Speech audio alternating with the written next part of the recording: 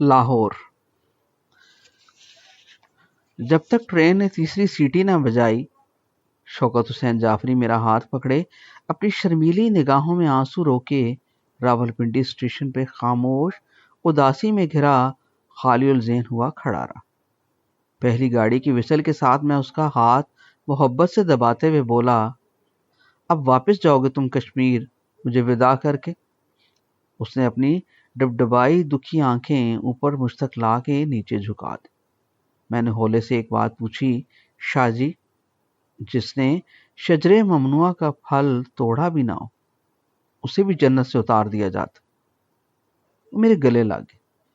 دوسری اور تیسری گاڑی کی وسل بیچ مجھے پھر کندھوں سے بھینچ کے دباتا ہوا بولا، جنت اس کی ہی راہ تکتی رہتی، اسی بندے کے ساتھ چلتی جاتی، ساتھ جیتی ہے، ساتھ رہتی۔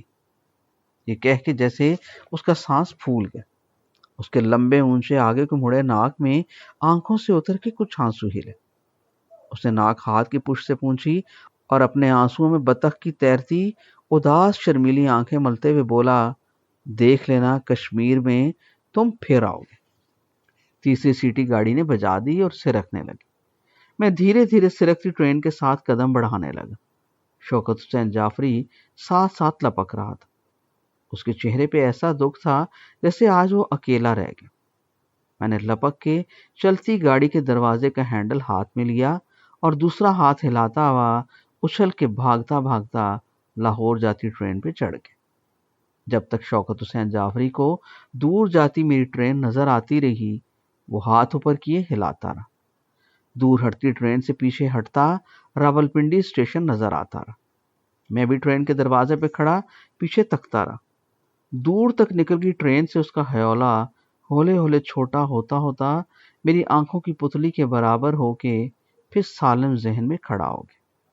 لاہور گھر گیا، امی جی، آپ، ابا جی، بھائی جان، سب بہن بھائیوں کے ساتھ رہتے ہوئے وقت کے پیروں میں پھر پہیے لگ گئے۔ گھر سے یونیفارم پہن کے اسکوٹر پہ میں چھاؤنی اپنے دفتر جاتا۔ دفتر آرے بازار میں تھا۔ واپسی میں مجھے بیچلر آفیسر میس میں کمرہ ملا ہوا تھا۔ اکثر ادھر جا کے کپڑے تبدیل کرتا اور شام کو پھر اپنے پرانے سرجیکل وارڈ نمبر 3 سر گنگا رام ہسپتال میں آ بیٹھتا۔ ادھر کی نرسیں، سٹاف اور دوسرے ڈاکٹر سب میرے پرانے شناسا تھے۔ ہمارے اس یونٹ کی ایمرجنسی وارڈ میں ڈیوٹی ہوتی تو اکثر ادھر بھی ساتھ۔ میرے دستخطوں سے اب بھی وہاں مریض داخل ہو جاتے۔ مریضوں کی ہسٹری شیٹ بھی ساتھ ہی مجھ سے لکھواتے۔ میڈم خالدہ عثمانی دن کو کبھی کبھار مجھے یونیفارم میں آتے ہوئے دیکھ کے کہتی، ڈاکٹر ابدال، ایک بار اور سلوٹ کرو، تم سلوٹ کرتے مجھے بہت پیارے لگتے۔ مجھے یونیفارم کے اوپر نیلا گاؤن پہنوا کے، سر پہ نیلی ٹوپی، ہاتھوں میں دستانے چڑھوا کے، واش اپ کروا کے اپنے ساتھ آپریشن تھیٹر لے جاتی۔ کہتی، مجھے تم اسسٹ کرو گے۔ ساتھ ساتھ وہ سرجری کے سارے سٹیپ سمجھاتی رہتی۔ آپریشن شروع کرنے سے پہلے وہ نرسوں سے سب اوزاروں کی گنتی کرواتی، لکھواتی۔ ساتھ آپریشن کی جگہ پہ جتنے گاز کپڑے کے گولے رکھنے ہوتے، خون روکنے کے لیے ان کی بھی گنتی ہوتی۔ میڈم کا ہاتھ اسکیلپل پکڑ کے جسم پہ پہلے لکیر یوں لگاتا جیسے وہ ڈرائنگ کر رہی۔ میں خون منجمد کرنے والی کارٹری کی ڈنڈی پکڑے زخم سے ابلتے خون پہ یوں لگاتا جاتا جیسے ابھرتی خون سے لکھی جسم کی لکیر پہ کارٹری کی گرم نوک خون کی لکیر پہ وائٹوں کی نب بنے خون لکیر کو گم کرتی جا رہی۔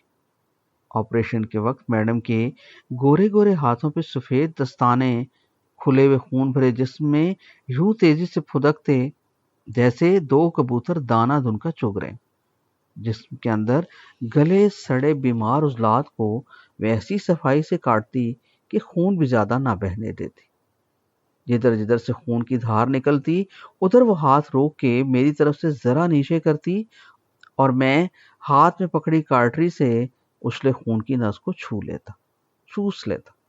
ہلکا ہلکا سا دھواں وہاں ابھرتا جب گرم کارٹری خون کی پیوند کاری کو جلا کے روک دیتی۔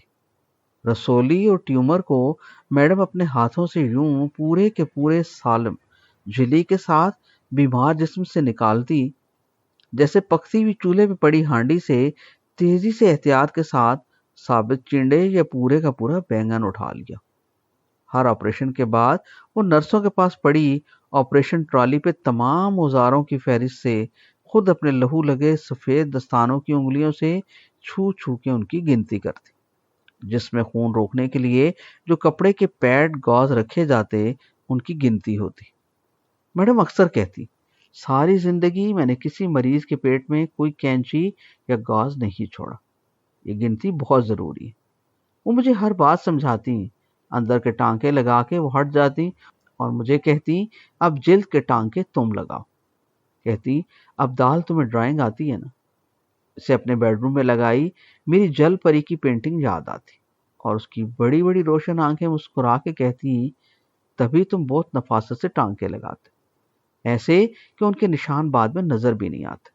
शाबाश, याद रखना सर्जरी सर्जन का स्कैल्पल से दिया ऑटोग्राफ होता है, जीती जागती जिंदगी की जिंदा जिल्द पे। उसे खुशनुमा होना चाहिए, ऐसा कि जितना मध्यम हो उतना सोना। देखो, सिर्फ फौजी अफसर ही ना बने रहना, सर्जन बनना। इर्द गिर्द खड़ी देखती फाइनल ईयर की लड़कियां अपने सफेद कोट में नीले गाउन पहने हुए मैडम की सुनी बातों को यूं सुनती जैसे मेरे सीने पे तमगे सज रहे हैं। मैं भी कंधे फैला के कनखियों से उनकी आंखों में उभरते रंग देख के सर से पांव तक रंगा जाता। एक दिन वार्ड में जा रहा था कि बेड पे हट्टे कट्टे लंबी नीली कमीज और सफेद तहमद बांधे, सर पे सफेद चादर लपेटे जवान लेटे हुए मरीज के सरहाने पड़ा पीला लिफाफा खोल के एक्सरे निकाल ली। दो फाइनल ईयर की लड़कियां उसे देखते हुए खुसर पुसर कर रही थी। दोनों लड़कियों ने सफेद ओवरऑल नीचे एक ही रंग और डिजाइन के कपड़े पहने हुए थे। दोनों के आछी गुलाबी कपड़ों पे आसमानी किनारों वाले बड़े बड़े नीले नीले फूल थे। एक लंबी पतली काली शोख आंखों वाली, दूसरी जरा दरमियाने कद की मैदे की तरह सफेद, भूरे बाल और चेहरे पे ऐनक लगाए। मैं रुक गया, पूछा, क्या दिखा एक्सरे में? वो एक्सरे मेरी तरफ करके फिर से देखते हुए एक दूसरी को देख के जैसे सोचने लगी कि पहले कौन बोले। फिर मैदे के पेड़े पे अपनी ऐनक दुरुस्त करके भूरे बालों वाली बोली, डॉक्टर, ये सीने में सफेद सफेद गोल निशान हैं, चने के दानों से जरा छोटे। ठीक, किधर किधर? ये दोनों फेफड़ों में। ओके, और ऊपर से नीचे तक। तो आपको क्या लगता है डायग्नोसिस? देहाती मरीज ने सर के पीछे मोड़ के दाहिना हाथ रखा और टेक लगा के अपनी अक्खड़ घुसीली सी बड़ी बड़ी काली आंखों में तफरी का रंग भरने लगा। उसे हमारी अंग्रेजी की बातों की समझ तो ना आती, मगर वो उसी से लेटा लेटा और फैल रहा था कि बात उसकी हो रही। उसके सिरहाने एक नौ उम्र जवान लड़की दुखी सा चेहरा बना के एक स्टील के बड़े से जग में दूध के अंदर चीनी हिलाते हिलाते गर्दन मोड़े हमारी तरफ देख रही थी। और उसी बिस्तर पे पास पड़ी एक कुर्सी पे एक काली कमीज और खाकी पतलून पहने पुलिस का हवलदार एक हाथ से गोद में रखी राइफल पे उंगलियां बजाता, दूसरे हाथ से अपनी बड़ी बड़ी मूंछों के कोने थोड़े थोड़े वक्फे बाद थूक लगा के नोकीले करता और अपने टेढ़े लबों पे हकारत भरी तन से मुस्कुराता होता तो उसकी दोनों आंखें छोटी बड़ी सी लगती। मैं लड़कियों से मुखातिब था, बोला, क्या समझी? दोनों ने एक दूसरे को देखा। पूरे बालों वाली ने हाथ में पकड़ा बाल पॉइंट अपने बालों में फेरा। शोख आंखों वाली ने अपनी आंखों के चमकते मुस्कुराते बंटे ऊपर करके चारों तरफ घुमाए। फिर वो अपने हाथ की अंगूठे शहादत पे लगा गुलाबी नेल पॉलिश जरा सा मुंह खोल के दांतों से लगा के एक कोने से जरा सा खुरचा। मैंने फिर पूछा, क्या लगता है आपको? भूरे बालों वाली ने बालों में फेरते अपने बाल पॉइंट को बालों में यूं घुमाया कि एक सुनहरी सी बालों की लेट उसके गोरे उभरे हुए माथे पे लटक के लहराने लगी। उसने बाल पॉइंट की कनी से उस लिट को दाहिनी आंख के भवें से हटाते हुए आंख को जरा सा मीच के मुस्कुरा के सर 2.5 इंच पीछे खींच के यूं कहा कि गलत जवाब की सूरत में उसकी बालों की कोई लिट न पकड़ के खींचू गई। डरी डरी सहमी सहमी बोली, जैसे खुद भी शक हो कि जो कहा हो, ट्यूबरक्लोसिस। देहाती मरीज उसकी बात सुन के हैरान सा मुंह बना के बेड की पुश से सर हटा के आगे चेहरा ला के लड़की के लफ्जों से लाइल्मी जाहिर करते हुए آنکھیں گھما کے ساتھ کھڑی عورت کو دیکھنے لگا جو جگ سے گلاس میں دودھ انڈیلتے انڈیلتے رک گئی۔ تھوڑا سا دودھ گلاس سے باہر گر گیا۔ سپاہی مونچھ مروڑتے ہوئے گلاس سے گرے دودھ کی بوندوں کو دیکھتا دیکھتا فرش کے سفید دھبوں تک اپنی نگاہ لایا اور بے چینی سے جیسے ہاتھ اٹھا کے کچھ کہتا کہتا رک گیا۔ اسی مریض کے برابر ایک اور نوعمر لڑکا بیڈ پہ پاؤں لٹکائے گھٹنے کے پاس بندھی سفید پٹی کے اوپر جلد میں خارش کرتے ہوئے کان ہماری طرف موڑ کے بیٹھ گیا۔ اس کے دوسری طرف بیٹھا ایک ادھیڑ عمر پچکے گالوں پہ مہندی رنگی لمبی سوکھی گھاس جیسی داڑھی میں اپنے دانے ہاتھ کی انگلیاں زور زور سے پھیرتا ہوا اپنی بیڈ سے نیچے لٹکتی ٹانگ کو پکڑ کے واپس بیڈ پہ رکھتے ہوئے گردن ہماری طرف موڑ کے باتیں سمجھنے کی کوشش کرتا۔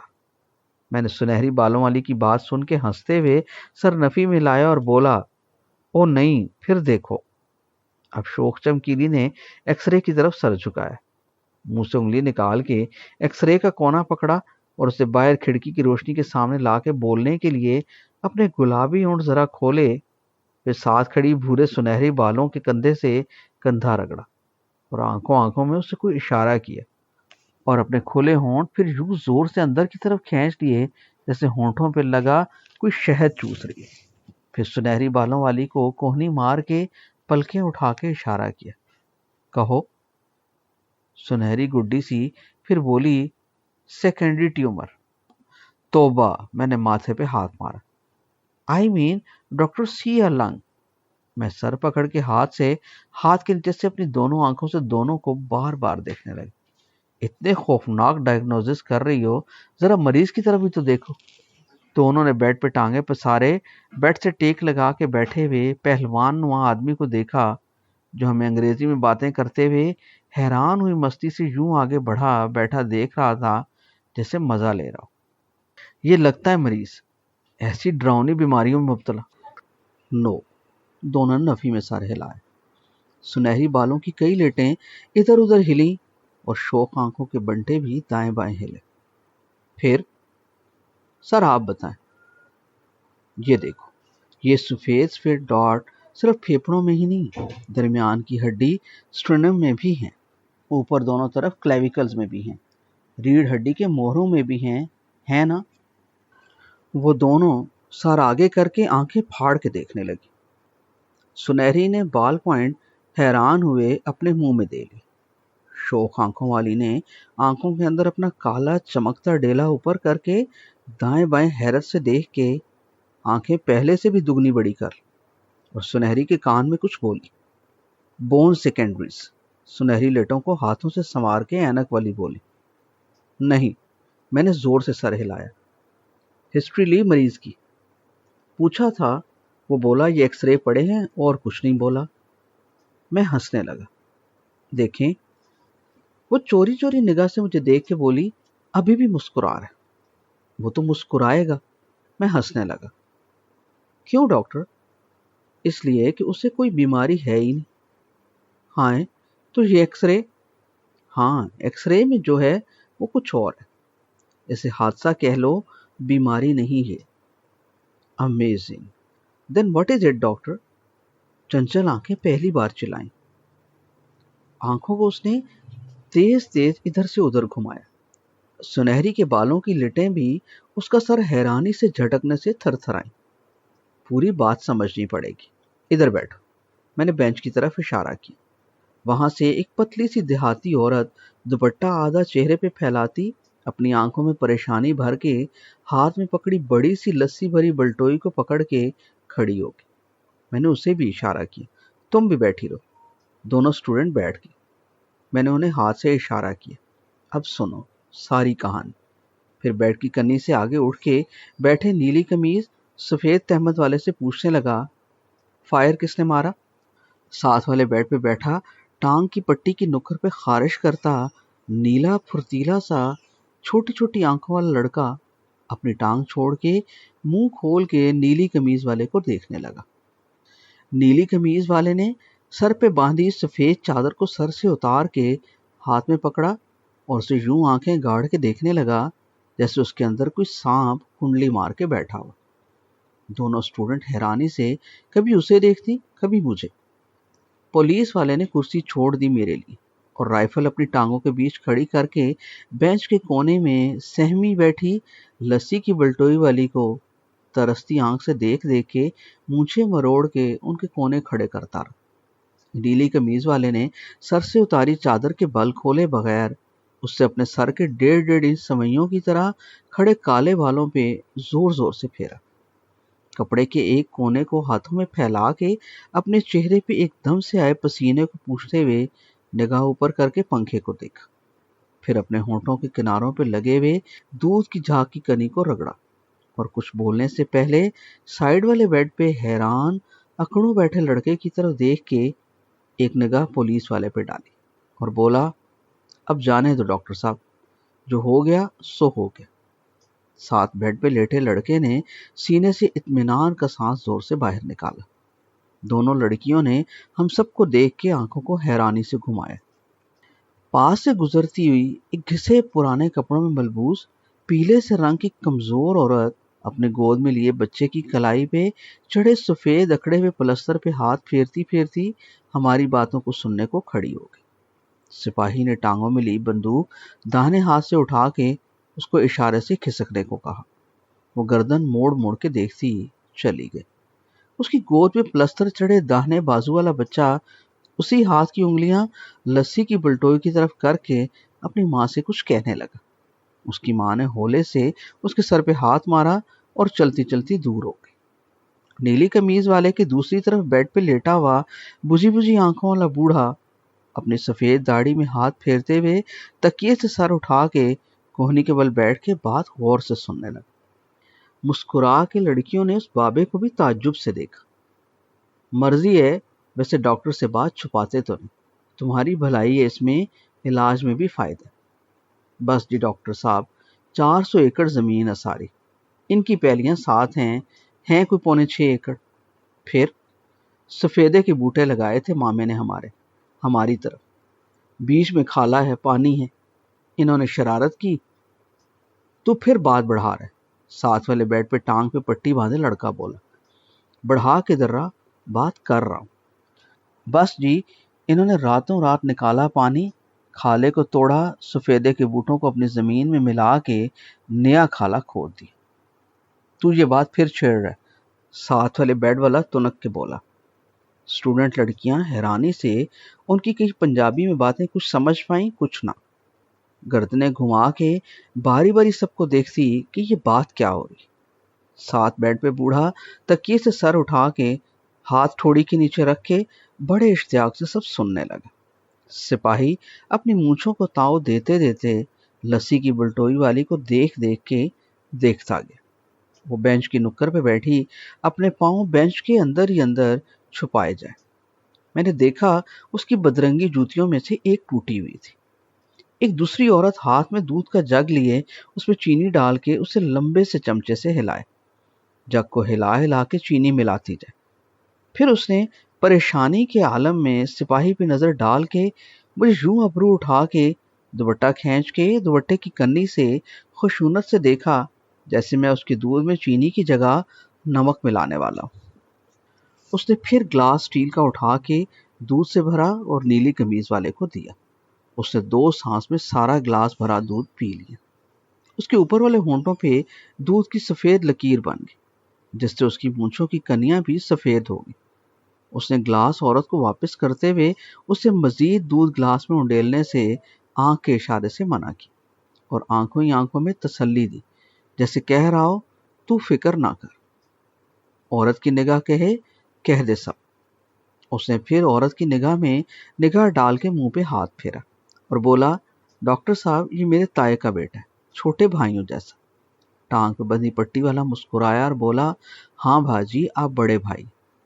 نیلی قمیض والا بولا، پر فائر اسی نے کیا۔ اوہ، ٹانگ پہ پٹی باندھے باندھے ساتھ بیڈ والا لڑکا جسے بیڈ پہ 2.25 انچ اچھلا اور ہاتھ پھیلا کے ہوا میں اشارہ کرتے ہوئے سپاہی کی طرف دیکھ کے بدحواسی سے بولا، یہ کیا؟ سپاہی نے ذرا سی گردن موڑ کے بات سنی مگر ہاتھ اپنی ٹانگوں میں کھڑی کی ہوئی رائفل پہ رکھا، دھیرے دھیرے ہلا दूसरे हाथ से मूंछों के कोने खड़े करके लस्सी की बलटोई वाली तीखे नकूश वाली लड़की को तके गया, जो अब थोड़ी थोड़ी देर बाद सिपाही को देख के निगाह नीची करती, फिर अपनी टांगों को मसल के अपने पैर बेंच के नीचे छुपाती जाती। स्टूडेंट लड़कियां कहानी यूं सुन रही थीं जैसे कोई पंजाबी फिल्म उनके सामने चल रही, मगर उन्हें पूरी बात समझ ना आ रही। उनके चेहरे बता रहे थे कि इन बातों का डॉक्टरी से क्या ताल्लुक। कहानी उन्हें दिलचस्प लग रही। तीसरे बेड पे आगे को हुआ सफेद दाढ़ी वाले बूढ़े ने अपने सर से सफेद कुरैशी की टोपी उतार के उससे मुंह पूछना शुरू कर दी, जैसे उसे जल्दी हो कि फिर क्या हुआ, फायर क्यों। बस कर दिया। ताए के हाथ में बंदूक थी, गाली गलोच हो रही थी। ताए ने बंदूक ऊपर करके हवाई फायर की। औरतें बच्चे चीखते हुए भाग गए। मेरे मामे को गुस्सा आ गया। मामा सूबेदार है जी, हाजिर सर्विस। उसने डब में हाथ डाल के पिस्तौल निकाल ली। खूब गालियां दी इसको, ये जो है इसको। फिर क्या, ये लपक के आया अपने बाप से बंदूक छीनने, मेरे ताए से। ताए ने पीछे खड़े अपने नाई को पकड़ा दी कि ले भाग जा बंदूक लेकर। ये नाई पे झपटा, उससे बंदूक छीन के हमारी तरफ सीधी की। तो फिर मामे ने हाथ लंबा किया, पिस्तौल इसकी तरफ की, चला दी गोली। ठा की आवाज है। ये बंदूक के साथ नीचे, गोली इसकी टांग पे लगी। लो, मामा फौजी, सूबेदार निशाना उसका पक्का। वो तो शुक्र करे मामे ने निशाना ही टांग का लिया। टांग का नहीं लिया था, मेरे सर का लिया था। वो तो गिरता गिरता खड़ा हो गया, गोली टांग पे लगी। गिरे तुम गोली लगने के बाद थे, फिर उठा के नहीं। उठ के बंदूक मेरी तरफ क्यों की? मामे को मारते इसने मारा था तुमको। लो, वो पिस्तौल ताने मेरी तरफ भागे आ रहा था। 5 गोलियां बाकी थी उसकी पिस्तौल में। मेरी बंदूक में एक कारतूस, एक तो अब्बा चला चुका था। मान गए ना आप? हाँ। तब उसने मुझे ललकारा मारा, बंदूक सीधी की मेरी तरफ। मैं उल्टा मुंह किए भाग पड़ा। शुक्र है फासला ज्यादा था, कोई एक पैली तो होगा दूर। ना भाजी, 1.5-2 पैली दूर थे जब फायर मारा मैंने। हो सकता है फासला ज्यादा ही हो। ये अथरा ना टला, कहता भाजी भाजी, पीछे से फायर कर दी। ठा की आवाज जैसे तोप चली। गरम आग से निकली गोलियां जैसे जलती कढ़ाई से उछले हुए मकई के दाने। मेरी पूरी कमर फड़का दी उसने। गिर गया। बस फिर लोग आ गए, शोर मच गया। इसकी टांग से भी लहू, मेरी कमीज पीछे से सारी लाल। औरतों ने बैंड डालने शुरू कर दी। ताया दरमियान में आया, भागा। इससे बंदूक लेकर इसके मुंह पे मारे जोर जोर से तमांचे। बंदूक लेकर अपने नाई को दी। फिर भागे मेरे पास आए। मैं मूंधा पड़ा था। उठाया, मेरी माँ ने तो ताए की गर्दन पकड़ ली। मामे ने आके छुड़ाया। लड़ते झगड़ते रोते पीटते गांव गए। सारा पिंड इकट्ठा हो गया। कोई हमें भड़काए, कोई इनको। पुलिस आने से पहले फिर दोनों तरफ के सियाने इकट्ठे हुए। पर्चे तो होने थे, पुलिस आई तो पर्चे कटा दिए। मामे को पकड़ा। ना जी, उनके खिलाफ इन्होंने रिपोर्ट दी ही नहीं। क्यों? वो इसका सुसर भी है ना, साथ हाजिर सर्विस सूबेदार। फिर हमारे एक हारी के खिलाफ पर्चा कटा दी, साथ मेरा नाम। तुझको फायर लगा तुझी पे? हाँ जी। तुम लोगों ने इसको नामजद किया, इसके पास तो पुलिस वाला नहीं बैठा। ना जी। मामा फिर आगे आ गया, बोला है तो ये खबीस, इनकी बेटी को भी ये तंग करता है, मगर दामाद ये मामे का ही है। जिसे ताए ने बंदूक पकड़ाई थी वो नाई हवालात में। पास बैठा सफेद बालों वाला बूढ़ा सारी कहानी सुन के जोर जोर से हंसने लगा। हंसते हुए खांसी का दौरा पड़ गया। उसने अपना पसलियों निकला, सूखा सीना पकड़ के जोर से खांसा तो उसके मुंह से खून का लोथड़ा सा निकला, जो उसने एक तरफ झुक के उगालदान में थूका। पास पड़े कपड़े से मुंह साफ किया और खून लगे होंठों से बोला, वाह, जिंदगी बड़ी टेढ़ी है। क्या दुनिया है जो जानती सब है, बताती कुछ नहीं। वो हंसते हंसते खुद अपने आप से बोले जा रहा था, आसमान तेरे सदके, तेरी आंखें तो खुली होती, पर चुप, बोलती नहीं। वो अपनी आंखों के गहरे स्याह हलकों में दबी हुई धुंधली धुंधली छोटी आंखें ऊपर किए खुद से बोलता जाए। हाथ में पकड़े चादर पे लगा खून देखे, फिर मुंह से रगड़ के खून साफ करे। सिपाही ने बूढ़े को मूंछों के ताव देकर गुस्से से यूं देखा जैसे झिड़क रहा। चुप। मैं थोड़ी देर तक खामोशी से उन दोनों को देखता रहा। جو آنکھوں آنکھوں میں ایک دوسرے کو کبھی غصے سے دیکھتے، کبھی نفرت سے، اور کبھی ان کی آنکھوں میں ایک دوسرے کے لیے رحم اور پیار آ جاتا۔ تب ٹانگ پہ پٹی والا بولا، بھاجی جب سب معاملے طے ہو گئے تو پھر کیوں بات چھیڑی؟ ڈاکٹر سے ہی بات کی ہے، جج سے تو نہیں۔ جج سے بات وہی کریں گے راضی نامے والے۔ سفید بالوں والا بابا پھر منہ پہ کپڑا ملتا ملتا ہنسا۔ اس کے میلے میلے دانتوں اور کالے مسوڑوں پہ لگا خون نظر آنے لگا۔ وہ منہ کھول کے ہنس رہا تھا مگر اس کی آنکھیں جیسے رو رہی تھی۔ دونوں زخمیوں نے برا سا منہ بنا کے اسے دیکھا۔ حوالدار نے پھر اس کو دبکا مارنے کے انداز میں گھورا اور نیلی قمیض والا اپنے منہ سے دودھ کا مزہ لیتے اوپر والے ہونٹ پہ زبان پھیرنے لگا۔ لیکن وہ دو بے گناہ جو حوالات میں، وہ بھی چھڑا لیں گے ڈاکٹر صاحب۔ ایک ایک پیلی ہم دونوں نے بیچ دی۔ کیوں حوالدار صاحب، کافی ہے نا آپ لوگوں کے لیے؟ مجھ سے بات نہ کرو، تم جانو اور ایس ایچ او صاحب جانے، مجھے کیوں گھسیٹتے ہو اس میں؟ دونوں لڑکیاں حیرت سے خاموش آنکھیں پھاڑے کبھی ایک کو دیکھتی کبھی دوسرے کو، پھر بوڑھے سفید بالوں والے بڈھے کے منہ پہ ملتے خون آلود سفید چادر کو دیکھنے لگتی۔ میں ان کی طرف گردن موڑ کے یوں دیکھنے لگا جیسے کہا ہو یہ ہے زندگی۔ پھر انہی سے مخاطب ہوا، سنو کچھ سمجھ آئی؟ میں لڑکیوں سے ابرو اٹھا کے کہہ رہا تھا۔ بولو۔ وہ دونوں سہمی بھی بیٹھی تھی۔ انہیں کہانی تو کچھ سمجھ میں آ گئی، یہ سمجھ نہ آئے کہ ان کے جسموں میں ہوا کیا، کیسے ہوا۔ پسٹل اور بندوق میں فرق کیا؟ ان کے چہرے پہ سوال ہی سوال تھے۔ میں نے اپنے کالے کوٹ کے نیچے بائیں طرف بغل کے پاس ہاتھ ڈالا، باہر نکالا تو میرے ہاتھ میں پسٹل تھا۔ دونوں لڑکیاں حیرانی سے مجھے تکنے لگی۔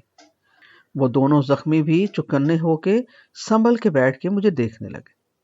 سپاہی نے بھی ماتھے پہ تیوری چڑھائی۔ لسی کی بلٹوئی والی نے سپاہی سے نظریں ہٹا کے مجھ پہ رکھ دی۔ دودھ کے جگ میں ابھی تک چینی گھولتی ہوئی عورت کے چہرے پر پھر پریشانی کی پرچھائیاں ابھریں۔ میں نے پسٹل کو کھول بند کیا، اس کی میگزین نکالی، ایک بلٹ سنہری سی نکال کے سنہری کے ہاتھ کی ہتھیلی پہ رکھی۔ اس کا ہاتھ کپ کپانے لگا۔ بولی، ڈاکٹر چل نہ جائے۔ سپاہی ہنسا، دونوں زخمی بھی مسکرائے۔ لسی والی نے دوپٹہ منہ میں لے کر کھینچا۔ میں نے بلٹ کے پیچھے ایک چمکتا گول نشان دکھا کے کہا، بلٹ کے یہاں پر پسٹل کی پن لگتی تو یہ چلتی، سمجھی؟ بولی، پن کدھر ہے؟ پورا پسٹل کھول کے اس کے سامنے رکھا۔ یہ دیکھ، بیرل کے پیچھے ہک نما پن، یہ نیچے ٹریگر دبانے سے آگے بڑھ کے مارتی۔ بیرل میں جو بلٹ پڑی ہوتی اس کی پشت پہ اس براؤن بارود کے نشان پہ لگتی، اندر بارود پھٹتا اور پھر بارود دھماکے سے پھٹتا اور آگے یہ ہاتھ لگاؤ۔ ہاں، یہ بلٹ کے آگے تانبے کی بیضوی گولی، یہ گولی کی رفتار سے نکل کے ٹھا۔ اوف، ایسے ہی میرے بندے کو لگی ہے۔ بلٹوئی والی اٹھ کے پاس آئی، جھکی کھڑی تھی۔ اس کا بندہ اپنی ٹانگ کی پٹی کے اوپر جلد پہ خارش کرتے کرتے میری طرف مڑا۔ میری بات غور سے سن رہا تھا۔ بات سن کے بولا، بڑا خبیث ہے اس کا پیو۔ وہ بلٹوئی والی کی طرف اشارہ کر کے بولا، پھر گردن دوسرے زخمی کی طرف کی، تیرے مامے کی بات کر رہا ہوں، جو مرضی بول، تیرا سسر ہے۔ وہ ہنسا۔ میں نے ہاتھ کے اشارے سے پھر لڑکیوں کو متوجہ کیا۔ سنو، مگر یہ جدھر بھی لگے گی وہاں ایک نشان گولی جانے کا، دوسرا گولی باہر نکلنے کا، ایک بلٹ کے اندر صرف ایک گولی، سمجھی؟ دونوں نے اپنے ہاتھوں کی داہنے انگوٹھے کے ساتھ والی انگلیاں اپنے ہونٹوں میں لے کر دانتوں سے کھرچنا شروع کر دی۔ سنو، جی ڈاکٹر، یہ پسٹل کی بیرل اندر سے دیکھو۔ میں نے اٹھا کے ان کی آنکھوں کے سامنے کی۔ دونوں باری باری سہم سہم کے ایک ایک آنکھ بند کرنے کی کوشش کرتی ہوئی بیرل کے اندر دیکھنے لگی۔ شوق چنچل آنکھوں والی سے ایک آنکھ بند نہ ہو۔ وہ دونوں آنکھوں میں سے ایک بیرل کے کنارے رکھ کے دیکھنے لگی۔ میں نے اس کی دوسری آنکھ کے آگے اپنی ہتھیلی رکھ دی۔ میری ہتھیلی کی لکیروں پہ اس کی آنکھ کی پلکیں سرسرائیں۔ میرے جسم میں ارتعاش سا ہوا۔ وہ بھی یوں سر سے پاؤں تک ایک سنسناتی لہر سے گزری، پھر بیرل کے اندر دیکھنے لگی۔ اب بتاؤ کیا نظر آیا؟ خالی بیرل۔ پہلی بار شوق آنکھوں کے چہرے پہ ہونٹ ہلے، اور وہ پھر دیکھنے لگی اور مجھے اشارہ کیا کہ میں پھر اس کی بائیں آنکھ پہ ہاتھ رکھوں۔ اس بار میں نے اس کی آنکھ پہ ہتھیلی کی بجائے بائیں ہاتھ کی چاروں انگلیاں رکھ کے اوپر والی انگشت شہادت سے اس کے بھویں ہولے سے دبائی۔ کیا نظر آیا؟ دوسری طرف سے روشنی۔ دونوں زخمی ایک ساتھ ہنسے۔ سپاہی نے لسی کی بلٹوئی کی طرف پاؤں بڑھایا۔ زمین پہ پڑی خالی بلٹوئی تھر تھرا گئی۔ بیرل کے اندر کی دیواروں کو دیکھو، میں نے کہا۔ اچھا، ہاں۔ میرے بائیں ہاتھ کی نچلی انگلی اس کی دہتے انگارہ بنے گال پہ تھی۔ وہ بولی، اندر لکیریں ہیں۔ دونوں زخمیوں نے ایک دوسرے کو حیرانی سے دیکھ کے زیر لب کہا، لکیریں؟ سپاہی نے بھی آنکھیں اٹھا کے میری طرف یوں دیکھا جیسے اب میں اس کے محکمے کی بات کر رہا ہوں۔ تو تم سمجھ گئی، میں لڑکی سے بولا۔ گڈ۔ لکیر کیسی؟ گول۔ اور دیکھو۔ کیا؟ اندر بیرل کی لکیریں سپرنگ کی طرح نہیں، سپائرل؟ یس ڈاکٹر، اس کا پورا چہرہ لال ہو گیا۔ میں نے سنہری کی طرف نگاہ کی جو بیٹھی بیٹھی ایک آنکھ بند کرنے کی پریکٹس کرتے سوچ رہی تھی کہ مجھے کیوں ایک آنکھ بند کرنی آتی۔ اس کا کیا مطلب؟ سنو، اس پسٹل سے بلٹ کے اندر لوہے کی گولی گھوم کے جاتی ان سپائرل لکیروں کی وجہ سے، اس لیے دور جاتی۔ کیوں بھائی، کتنی دور سے لگی تم کو گولی؟ میں نے زخمی ٹانگ والے سے پوچھا۔ کوئی آدھا کلے کا فاصلہ ہوگا جی، شاید کم، پتہ نہیں۔ گولی ڈاکٹر صاحب نے نکال دی۔ ایک ہی زخم ہے، شکر کرو، ہار پار نہیں، ورنہ زخم زیادہ ہوتا، کہتے گوشت میں لگی ہڈی سے اٹک گئی، کنارے میں، بچت ہو گئی۔ وہ ہنسنے لگا۔ یہی اصول رائفل کا ہوتا ہے، بس رائفل کی بیرل لمبی ہوتی۔ وہ دیکھو رائفل، میں نے سپاہی کی ٹانگوں میں سیدھی کھڑی رائفل کی طرف اشارہ کی۔ سپاہی نے اونچوں کو زور کا بل دیا۔ اس کے کھڑے کھڑے گردن تن گئی۔ لمبی بیرل کی وجہ سے اس کی بلٹ سے نکلی گولی زیادہ دور تک جاتی۔ سمجھ گئی؟ او، یہ جو پیچھے سنہری سے بلٹ کا خول ہے، یہ یہیں رہ جاتا، اس لیے میں اس ساری کو بلٹ کہتا۔ اندر جو لوہے کا بیضوی دھاتی سنگل ٹکڑا ہے وہ نکل کے جاتا، اسے گولی کہہ لو۔ سمجھ گئی؟ جی۔ تم بھی؟ تم؟ میں نے سنہری اور چنچل دونوں کی آنکھوں میں دیکھا۔ انہوں نے اوپر سے نیچے تک سر گھمائے۔ سپاہی نے رائفل کی میگزین اتاری، اس میں سے ایک بلٹ ہاتھ میں پکڑ کے ہمارے پاس آیا۔ یہ دیکھیں پسٹل کی گولی سے کتنی لمبی۔ او ہاں دیکھو، گڈ، تھینک یو آفیسر۔ سپاہی پہلی بار مسکرایا۔ دونوں لڑکیوں نے ہاتھ لگا کے بلٹ دیکھی۔ ڈرتے ڈرتے سپاہی بلٹ اپنے ہاتھ پہ رکھے رکھے ہاتھ بڑھا کے لسی کی بلٹوئی والے کے پاس بھی گیا۔ اس سپاہی کا ہاتھ دیکھ کے یوں شرمائی جیسے اس کے اوپر کوئی فحش چیز پڑی۔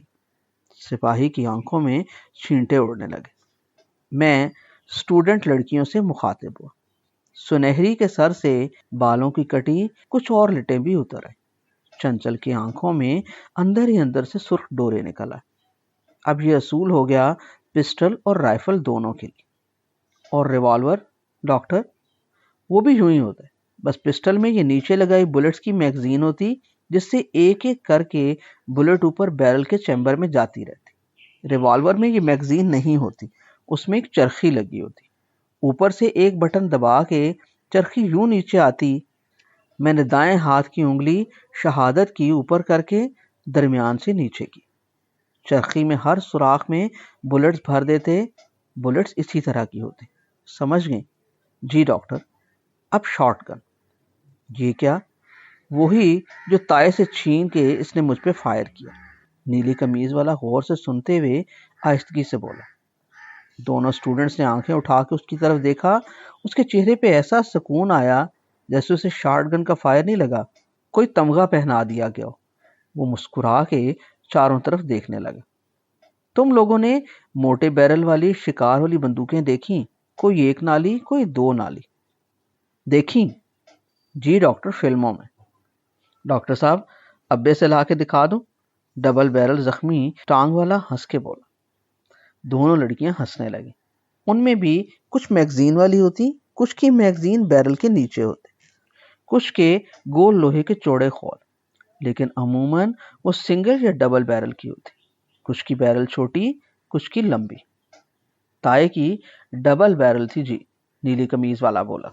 لڑکیوں نے اس کی طرف ایسے نگاہ کی جیسے وہ بے وقوفی میں میری بتائی فحش باتوں کو سمجھ نہ سکا۔ میں نے ہاتھ کے اشارے سے انہیں متوجہ کیا. پوچھا بنیادی فرق پتہ ہے کیا؟ کیا ڈاکٹر؟ وہ دونوں شرما گئے. بیرل کی بات کر رہا، بالکل چکنی اندر سے. میں تو راڈ کے آگے کپڑا لگا کے صاف کرتا رہا ہوں جی. زخمی ٹانگ والا پھر بولا. تو چپ کر، ڈاکٹر صاحب کو پڑھانے دے، تجھے انگریزی سمجھ میں آتی ہے؟ نیلی قمیض والا بولا. 10 پاس ہوں، 12ویں فیل بھاجی. زخمی ٹانگ والا ترنگ میں آیا بیٹھا تھا، جیسے ڈینگے مارنے کی کوشش کر رہا. لڑکیاں اسے دیکھ کے مجھے پوچھنے لگیں، اور کیا ڈاکٹر؟ ان میں اس طرح کی بلٹ نہیں ڈالی جاتی. تو جیسی ان میں جگہ ہوتی ویسی. جی. وہ دونوں شرم سے جیسے بھیگ گئے. بس ادھر سے ذرا بیرل کھلی ہوتی. پھر سنہری نے سرگوشی کی. پھر کیا؟ اس میں ڈال دیتے ہیں کارتوس. ٹھہرو دکھاتا ہوں. کوٹ کی کسی جیب میں شاید ہو کوئی کارتوس. میں کوٹ کی جیب میں ہاتھ ڈال کے خوشی سے بولا، مل گیا. یہ دیکھو. او سنہری کی آنکھوں پہ لٹ ہلی. یہ اتنا بڑا؟ چنچل آہستگی سے چلائی. ہاں پکڑ لو، یہ بھرا ہوا. میں مسکرانے لگا. خالی کارتوس جیب میں ڈال کے کیا کرنا ہے؟ بھرا ہوا ہے. زخمی ٹانگ والے نے کارتوس دیکھ کے نیلی قمیض والے کو دیکھ کے ابرو اٹھائے اور بولا، ایسا ہی تھا. نیلی قمیض والے زخمی نے غصے میں سے پھنکار کے آنکھیں پھاڑ کے دیکھا. پھر دونوں ہنسنے لگے. چنچل نے پوچھا، اس میں سب بارود؟ دونوں بہت احتیاط سے اسے چھونے لگے، جیسے وہ پھٹ نہ جائے. یہ اس کے پیچھے سنہرا خول دیکھا ہے پیتل کا؟ جی ڈاکٹر. آپ اپنے ہاتھ میں ہی رکھیں اسے. سنہری نے کارتوس مجھے پکڑا دی. اس سنہری پیتل کے حصے میں بارود ہوتا. اچھا. او. دونوں نے ہاتھ اوپر کانوں کی طرف اٹھائے. آگے ان میں پتہ ہے کیا ہوتا ہے بھرا؟ کیا ڈاکٹر؟ چھرے، سکے یا لوہے کی گول چھوٹی گولیاں، مکئی جیسے دانے. کتنے ڈاکٹر؟ مختلف کارتوسوں میں مختلف. دیکھو ان پہ نمبر لکھا ہوا، یہ دیکھا؟ جی. یہ کس نمبر کا ہے؟ 8 لکھا ہے. سنہری نے اپنی اینک کے بیچ سے اپنی چڑیا کی پھدکتی اچکتی نگاہ اس پہ گاڑ کے کہا، ہاں یہ 8 نمبر کا کارتوس ہے. اس کا کیا مطلب؟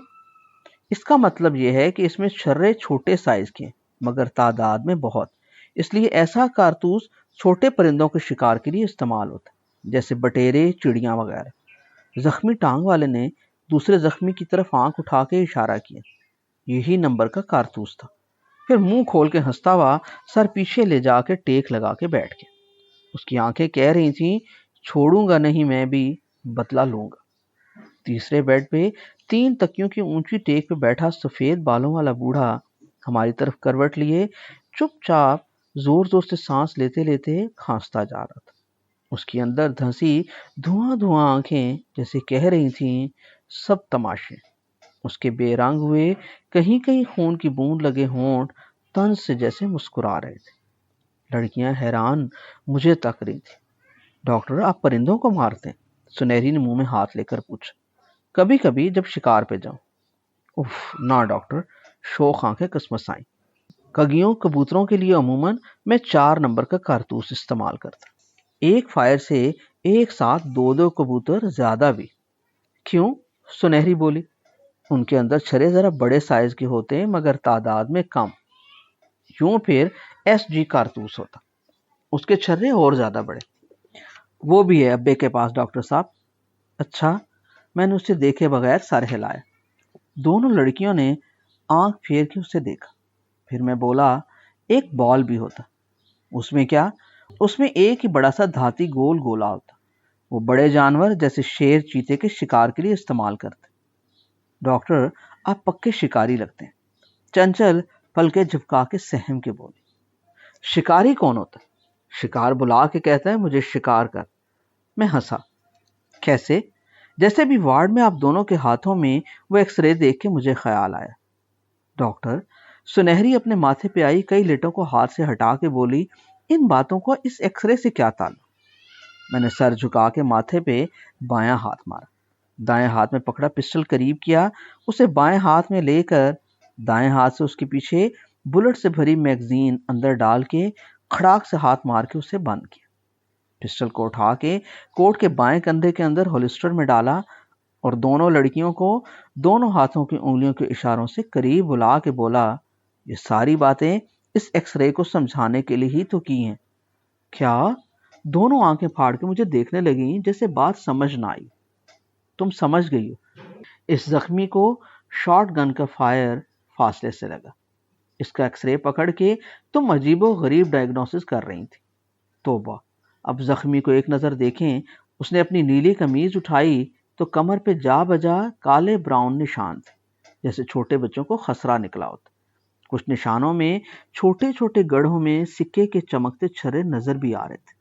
میں نے اس کی قمیض نیچے کی، اس کے کندھے تھپ تھپائے اور کہا، جو جو نکلنے والے ہوئے نکال دیں گے، باقی کوئی رہ بھی گئے تو خیر۔ پر یار، راضی نامہ تو اچھی بات ہے، مگر جو 2 بے گناہ حوالات بند کرائے ہوئے انہیں چھڑاؤ۔ جی۔ دونوں نے سر ہلائے۔ جھوٹی گواہی کیوں دیتے؟ پتہ ہے جھوٹی گواہی کیا ہے؟ کتنا اس کا عذاب؟ وہ دونوں زخمی چپ ہو گئے۔ حوالدار آنکھیں کھول کے مجھے گھورنے لگا۔ تیسرے بیڈ پہ کروٹ لیتا سفید بالوں والا بوڑھا کوہنیوں کے بل زور لگا کے اٹھنے لگا، جیسے اس کی ٹرین چھوٹنے والی۔ اب جھوٹی گواہیاں نہ دینا۔ دونوں زخمیوں نے شرمندگی سے سر نیچے کر لی۔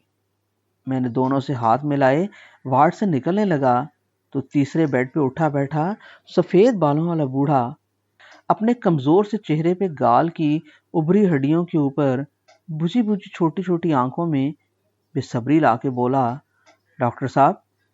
جی؟ میرا بھی ایک سوال ہے۔ جی فرمائیے۔ میں اس کے بیڈ کے پاس جا کھڑا ہو۔ وہ تھوڑی دیر تک کوئی بات منہ ہی منہ میں کہتا رہا۔ اس کی نحیف آنکھوں میں جیسے بتیاں تھوڑی دیر جلتی پھر اندھیرا ہو جاتا۔ اس کے پچکے گالوں پہ سفید بے ہنگم سی داڑھی کے بال کپ کپاتے اور زور زور سے اندر سانس لیتا جیسے کوئی بہت اہم بات کرنے والا۔ پھر میری طرف دیکھ کے بولا، آپ سن رہے ہیں نا ڈاکٹر صاحب؟ جی جی، توجہ سے، بہت توجہ سے۔ تو میرا سوال ہے ایک۔ اس نے اپنے پوپلے منہ کی بندوق سی بنائی اور بولا، ہم زندگی کیوں جیتے ہیں؟ میں کھڑا کھڑا کانپ گیا۔ دونوں زخمی حیران سا منہ بنا کے اسے دیکھنے لگے۔ سپاہی نے نہایت برا منہ بنایا۔ دونوں لڑکیوں نے بات ہی نہ سنی، دور کھڑی آپس میں کوئی اشارے کرتی نہیں۔ میرا فیوز اڑ گیا۔ کیا سوال کیا بابے نے؟ پھر بابا نے وارڈ میں ادھر ادھر نگاہ دوڑائی، گردن دھیرے دھیرے گھمائی۔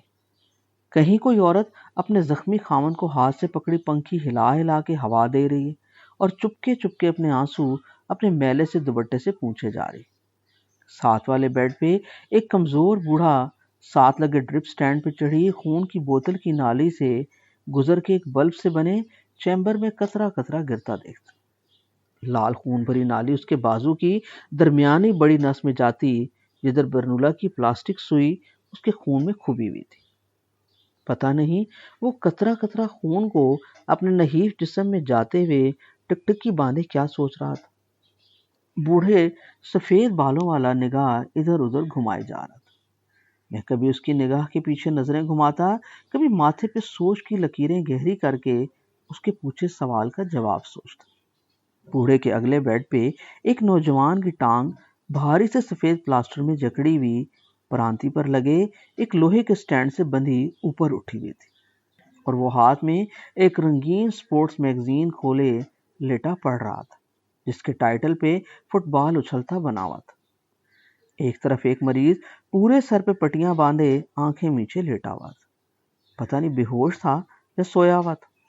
وارڈ کی چھت پہ لگے پنکھے خاموش کھڑے تھے، اور وارڈ کے کونے میں بڑی سی میز پہ نیلا میز پوش بچھائے ہوئے 2 کرسیوں پر 2 نرسیں بیٹھی تھی۔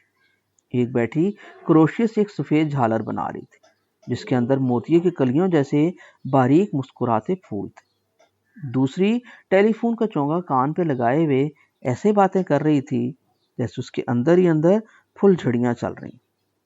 کروشیا بننے والی تھوڑی تھوڑی دیر بعد کوہنی مار کے شرارت سے آنکھوں ہی آنکھوں میں اسے کچھ کہہ کے ہنس پڑتی۔ باتیں کرتی ہوئی نرس ٹیلی فون پہ شرما کے لال سرخ ہو جاتی۔ بوڑھے بابا نے وارڈ کے چاروں طرف نگاہ کی، اپنی نحیف سی گردن ادھر ادھر ہلا کے پھر مجھ سے پوچھنے لگا، ڈاکٹر صاحب، یہ زندگی کیا چاہتی ہے ہم سے؟ کیوں ہم جیتے ہیں؟ میں چپ۔ وہ خود کلامی کے انداز میں بولنے لگا، ساری عمر بیل کی طرح ہل کے آگے جتا رہا، کہیں رکا ہی نہیں، جیتا رہا۔ کیا ہم عادتاً جیتے؟ میں کھڑا کھڑا سر کھجانے لگا۔ مجھے ہوش ہی نہ رہی کہ دونوں لڑکیاں ادھر سے کھسک کے وارڈ کے دروازے پہ کھڑی میرا انتظار کر رہی۔ ان کی آنکھیں کہہ رہی تھیں ڈاکٹر کدھر پھنس گئے؟ ڈاکٹر صاحب بتائیں نا، یہ زندگی ہے کیا؟ ہم انسانوں کی زندگی عجیب ہے نا عجیب؟ جی کیسے؟ میں بدحواس سا ہوا بولا۔ ڈاکٹر جی، زندہ تو گھاس کی کونپل بھی ہوتی، گندم، چنے، آلو، کپاس کی فصلیں، پھل پھول کے پودے، وہ بھی تو جیتے۔ ہم کیسے جیتے؟ اوہ ڈاکٹر بابو، یہ بلیاں، چوہے، کتے، بکریاں، گھوڑے، بیل، شیر، ہاتھی سب جیتے، کوئی کہیں جھوٹی گواہی نہیں دیتا۔ یہ مارا ماری، تکرار، لڑائیاں، ناخوشیاں، یہ جمع کرنے کی ہوس، یہ سب ہم انسانوں میں ہی کیوں؟ جی بابا جی، میں لاجواب ہوا کھڑا تھا، مگر مجھے احساس ہو رہا تھا کہ ان سب باتوں کا جواب بھی مجھے اس بندے سے ملنا ہے۔ بات لمبی تھی اور مجھے اس شام کہیں پہنچنا تھا۔ میں نے بابا جی کے کندھے پہ ہاتھ رکھتے ہوئے کہا، بابا جی، میں بھی سوچتا ہوں پھر آپ سے بات ہوگی کل۔ کل؟ بابے نے پریشانی سے میری بات دہرائی۔ جی انشاءاللہ۔ مگر ڈاکٹر صاحب، کل پہ ایسا اندھا اعتبار۔ جی ڈاکٹر صاحب، زندگی کبھی کبھی اتنی بخیل ہو جاتی ہے کہ ایک کل بھی نہیں دیتی۔ او میرے قدم ادھر ہی جم گئے، مجھ سے دوسرا قدم اٹھایا نہ جائے۔